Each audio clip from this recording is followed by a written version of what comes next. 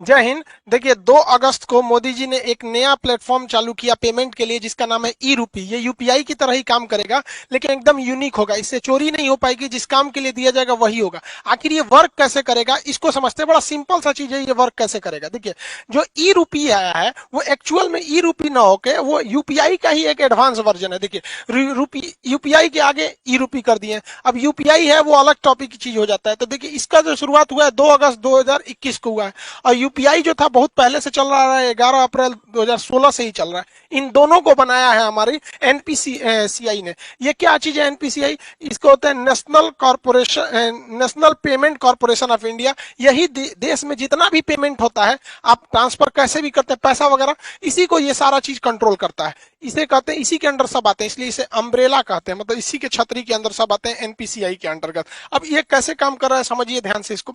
ये है, इसमें मैसेज या क्यूआर कोड द्वारा आपको एक स्पेसिफिक कोई भी सुविधा भेजनी होगी तो ये क्यूआर कोड द्वारा आएगा। क्यूआर का फुल फॉर्म क्या होता है? Quick response. ये बड़ी तेज रिस्पांस करता है। कहीं पेमेंट कटाना है, क्विक रिस्पांस तुरंत ये काट देता है।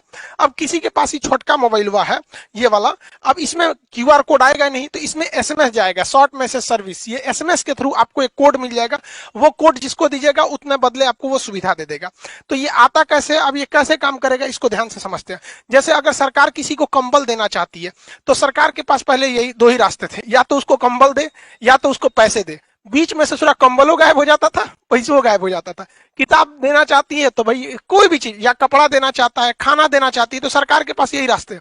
अगर सरकार खाना देगी तो कई तरह से घोटाला, लोग खाने का पैसा मार जाएंगे या खाने की क्वालिटी गिरा देंगे। अभी सरकार ने कहा था मास्क बांटने के लिए 20 रुपया की जगह पे 2 रुपया वाला मास्क बांट दिया था, 50 रुपया मास्क बोला था तो 2 रुपया वाला बांट दिया था। अलग अलग चीज में सरकार पहले देना कुछ चाहती है, वहां तक पहुंच नहीं पाता है। तो इसको ये पूरी तरह से खत्म कर देगा, क्योंकि ये स्पेसिफिक जिस पर्पज के लिए दिया जाएगा आप वही काम यूज ही कर सकते हैं, और जिसे दिया जाएगा वही यूज कर पाएगा। कैसे करेगा इसको समझिए।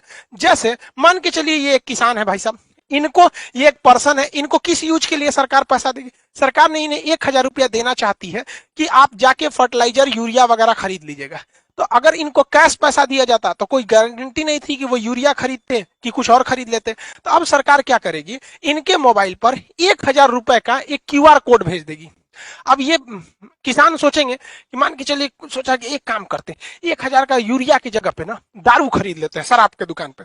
तो इनके मोबाइल पे आया है 1000 का क्यूआर कोड, इनको लगेगा कि भैया कहीं चलेगा। अब ये दारू के दुकान पे जाके कहेंगे कि हमको 1000 का शराब दे दीजिए, तो वो कहेगा क्यूआर कोड दीजिए। तो शराब के दुकान वाला जब क्यूआर कोड को स्कैन करेगा ना, तो उसमें ये इनवैलिड कहेगा। क्यों? क्योंकि इस सब के पीछे खड़ा है एनपीसीआई। एनपीसीआई जो है, इसने शराब वाले को ये वाला क्यूआर कोड का एक जुड़वा भेजा ही नहीं है। मैच करेगा तब ना पेमेंट होगा, इसने भेजा ही नहीं है। इसने किसको भेज रखा है? भारत में जितने भी यूरिया के दुकान वाले हैं उनके पास भेज दिया है यहाँ पर। यानी ये क्यूआर कोड अगर इन्हें यूरिया या फर्टिलाइजर खरीदने के लिए दिया गया है, तो एक ही साथ एनपीसीआई क्या करता है, एक इनके मोबाइल पे भेजता है और एक सिस्टम में अपलोड कर देता है, किसके? फर्टिलाइजर यानी यूरिया वाले के पास। तो यानी ये वाला क्यूआर कोड ये हिंदुस्तान में कहीं भी जाएंगे यूरिया वाले के पास मैच कर जाएगा, बाकी ये किसी को दिखाएंगे मैच नहीं करेगा। तो देखिए, इनको 1000 का यूरिया भी मिल गया, आई चाह के भी इसका दूसरा यूज नहीं कर सकते। जैसे मान के चलिए ये बाबा है, इनको 2000 रुपए का इलाज कराने के लिए सरकार ने पैसा दिया कि भैया आप जाइए 2000 रुपए का इलाज करा लीजिएगा, ये फलाना दवा खरीद लीजिएगा, आपके बुढ़ौती के लिए काम आएगा। इन्होंने सोचा 2000 रुपया का हमारे पास क्या आ गया है, क्यूआर कोड आ गया है। एक काम करते हैं, 1000 रुपया का दवाई खरीदेंगे, पहले चलते हैं पोता के लिए ना खिलौना खरीद लेते हैं। हमारा पोतवा बड़ा हो गया, देख ना सीबीएसई बोर्ड वाला है यहाँ पे, इसके लिए सोचेंगे खिलौना खरीदने के लिए। अब खिलौना के जहाँ पे बिल बनवा लेंगे और कहेंगे देखिए हमारे पास 2000 का क्यूआर कोड है, आप इसी में से काट लीजिए, बस लो। खिलौनवा के दुकानिया वाला उस पर क्यूआर कोडवा को स्कैन करेगा ना, तो कहेगा इनवैलिड। काहे? ई भैया ई बैठल है कौन? एनपीसीआई। ये बहुत होशियार है। जैसे ही सरकार क्यूआर कोड देती है तो 2 देता है, एगो ई बाबा को देगा और जो दवाई इनको लेना है उस दवाई वाले के पास भेज देगा। इसका मतलब इनका 2000 का क्यूआर कोड इसका जो जोड़ा है मैच करेगा तभी ना जी, जैसे ताला चाबी मैच करना चाहिए कि नहीं करना चाहिए, तो इनका जोड़ा जो मैच करेगा दुनिया के किसी चीज से मैच नहीं करेगा। वो जब भी मैच करेगा तो दवाई वाले से मैच कर जाएगा। अब जाएंगे 2000 रुपये जहां दवाई वाले को देंगे वो स्कैन करेगा, धड़ाक से हो जाएगा। यानी ये क्यूआर कोड जो एनपीसीआई देगी ई रूपी के तहत, वो जोड़ा में देगी, एक आपको देगी, एक दुकान वाले को। इसीलिए कहता है जिसको देगी वही यूज करेगा, और जिस काम के लिए देगी वही काम कर सकते हैं। एक और एग्जांपल समझते हैं। मान के चलिए आजकल एजुकेशन में महिलाओं को एजुकेशन बहुत जरूरी है, तो महिला एजुकेशन के लिए बबनी को पैसा दिया गया कि जाओ तुम 5000 का किताब खरीदो, तुम पढ़ोगी देश आगे बढ़ेगा। तो 5000 रुपए की किताब के लिए इनके पास क्या भेज दिया गया, क्यूआर कोड भेज दिया गया, क्विक रिस्पॉन्स, तुरंत इनको पैसा मिल जाएगा। ये सोचेगी, सोच रहा 5000 की किताब खरीदने से अच्छा है ना चलते हैं ब्यूटी पार्लर में मेकअप करवा लेते हैं। मेकअप में बहुत पैसा लगता है, कुछ पोत देती हैं सब, एगो झाड़ू रख ले रहती हैं सब छोट साइज का, अखिया उठा देती हैं, ऐसे छज्जा जैसन बना देती हैं सब। तो मान के चलिए मेकअप करा लेगी। अब मेकअप करेला के बाद कहेगी देखिए हमको मोदी जी ना 5000 रुपया का क्यूआर कोड दिए हैं, आपको पैसा चाहिए था, लीजिए स्कैन कीजिए। तो निकालेगी स्कैन करने के लिए, ब्यूटी पार्लर वाला कहेगा नॉट मैच, जा एक तो मेकअप हो गया, अब मैच ना करेगा। काहे कि जो एनपीसीआई है ना, इसने क्या किया है कि 5000 रुपया का क्यूआर कोड एकरा मोबाइल में तो भेजबे किया है, साथ ही साथ जिस किताब के लिए भेजा गया है वो किताब कहां कहां बेचती है, जहां जहां वो किताब बिकती है उस दुकानदार के पास भी है वहां पर, तो वही किताब ये वाले में मैच करेगा। समझ में आ गया कि नहीं आ गया? दूसर कोनो चीज में मैच नहीं कर सकता है, ये फायदा है। इसीलिए इसे कहा जाता है कि स्पेसिफिक पर्सन ही यूज कर सकता है और उसी काम के लिए यूज कर सकते हैं जिसके लिए इसे भेजा गया है। ये क्यूआर कोड जो है ई रूपी का, ये बनेगा कैसे? अब देखिए कैसे बनेगा, उसमें बैंक बनाएंगे सब, बैंकों की जिम्मेदारी है। अभी शुरुआत में कुछ बैंक है जैसे एसबीआई, एचडीएफसी वगैरह वगैरह, धीरे धीरे सारे बैंकों को इससे जोड़ दिया जाएगा। बैंक के पास ही ये अधिकार होगा ये प्रीपेड सर्विस देने के लिए। जैसे मान के चलिए बहुत सारी कंपनी है, डेल कंपनी है, अमेरिका की डेल कंपनी या कोई कंपनी है, वो चाहती है अपने किसी वर्कर को मुंबई भेजी है काम से कि अब मुंबई में उसको रहने के लिए बढ़िया होटल चाहिए, तो उसने वर्कर को दिया कि लो भैया 20,000 रुपया तुम ताज होटल में रह जाना, क्योंकि मेरी कंपनी का नाम होगा, ताज होटल में रहोगे तो। लेकिन वर्कर सोचेगा ताज होटल में ना रह के कोनो और होटल में रख देते, पैसा बचा लेंगे, तो कंपनी को लॉस लगा कि नहीं लगा? तो अब कंपनियां क्या करेंगी, धीरे धीरे जब ये एडवांस होगा तो वो क्या करेगा, डेल कंपनी किसी बैंक को कहेगा कि हमको 20,000 रुपया का ताज होटल का एगो कूपन दे दीजिए, क्यूआर कोड दे दीजिए। तो ये 20,000 का देगा तो कुछ अपना चार्ज भी लेगा, 20,000 का देगा तो। अब बताइए ये आदमी जो कंपनी थी या सरकार थी उसने कूपन बनाने को दिया, तो ये बैंक किसको रिक्वेस्ट भेजेगा, एनपीसीआई को। ये 1 सेकंड के अंदर अंदर इसको कोड बना के दे देगा। एनपीसीआई 3 गो कोड बनाएगा। पहला एगो रखेगा अपने पास कि बाई दी वे कोई विवाद हो गया तो हम मैच कर लेंगे, एगो उस वर्कर बाकी बैंक को दे देगा। तो बैंक किसको देगा, एगो वर्कर को कि हाँ भैया ले जाइए आप ताज होटल में रुकिएगा। एगो स्कैन करने के लिए कहां चल जाएगा, ताज होटल के पास। अब लो तुम ओबराय होटल में लगाओगे, किसी और होटल में लगाओगे, वो सुनबे नहीं करेगा। क्यों?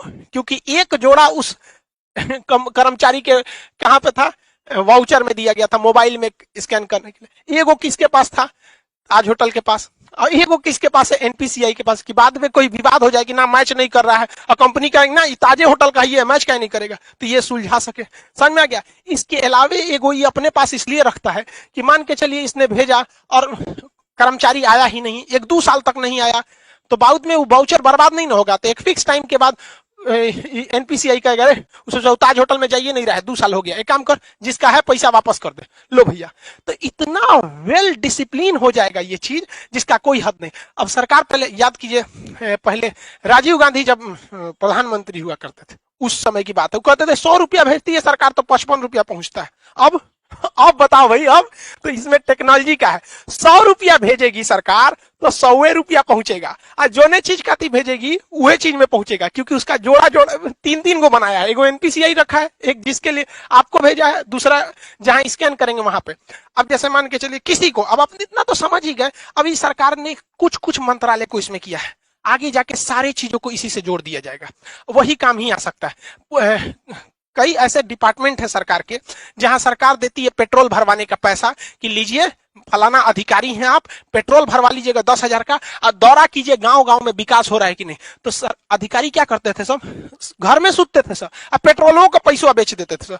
अब सरकार ये ना करेगी, अब सरकार उनको 10,000 रुपया का पेट्रोल ना देगी, 10,000 रुपया का क्यूआर कोड देगी। लो बउआ तू 10,000 का क्यूआर कोड लो, और भारत के पेट्रोल पंप को भी वो क्यूआर कोड सेम दे देगी कि हमारा अधिकारी जहां आएगा पेट्रोल भरवाएगा, क्यूआर कोड दिखाए दे देना। अब अगर वो घरे में बैठल है, कैश पैसा आना नहीं है, टाइम के अंदर खत्म नहीं होगा, तो एनपीसीआई वापस पैसा सरकार को भेज देगा। अब लो, तो इसीलिए इसे कहा जाता है कि स्पेसिफिक पर्पज के लिए ही स्पेसिफिक इंसान ही यूज कर पाएगा। तो ये पूरा खेल चल रहा है एनपीसीआई के अंडर में, वो काफी मैच कर रहा है इसको। इसके और भी बहुत सारे फायदे हैं।